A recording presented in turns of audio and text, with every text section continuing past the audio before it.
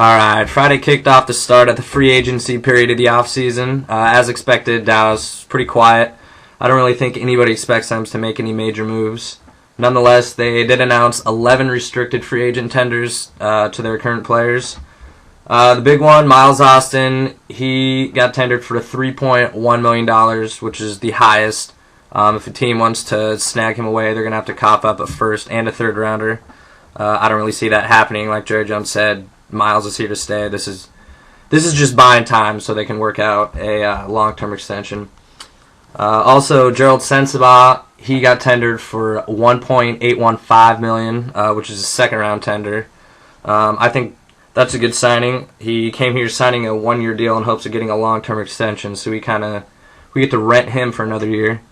Marcus Spears, kind of a slap in the face to him. He got tendered for only $1.2 million, which is a second-round tender, even though he was drafted in the first round. So if he signs with another team, they only have to give up a second-rounder. Stephen Bowen, he's signed for a second-rounder for $1.7 million.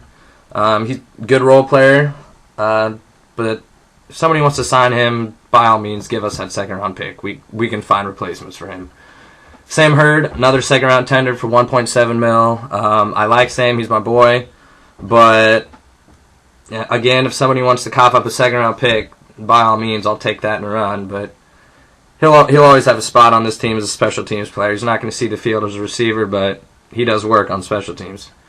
Junior Seavi got the lowest tender, $1.1 million.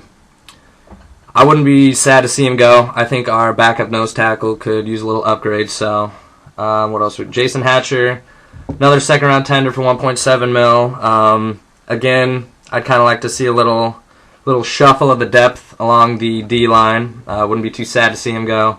Pat Watkins, another second-round tender, $1.7 million. Again, safety lines kind of like see a little depth there. So Corey Proctor somehow keeps sticking around. How? I don't know. Second straight year he's been tendered now with a second-rounder. Pat McQuiston, even with a second-rounder for $1.1 million. And then Duke Preston with the lowest tender for $1.1 million. And I don't see Preston, McQuiston, or Proctor being on this roster. And either one of Seavi and Hatcher. So just because we tender these guys doesn't mean that we're going to keep them. But there are the restricted free agents so far. We can still go out and get one unrestricted free agent. So we'll see what they do.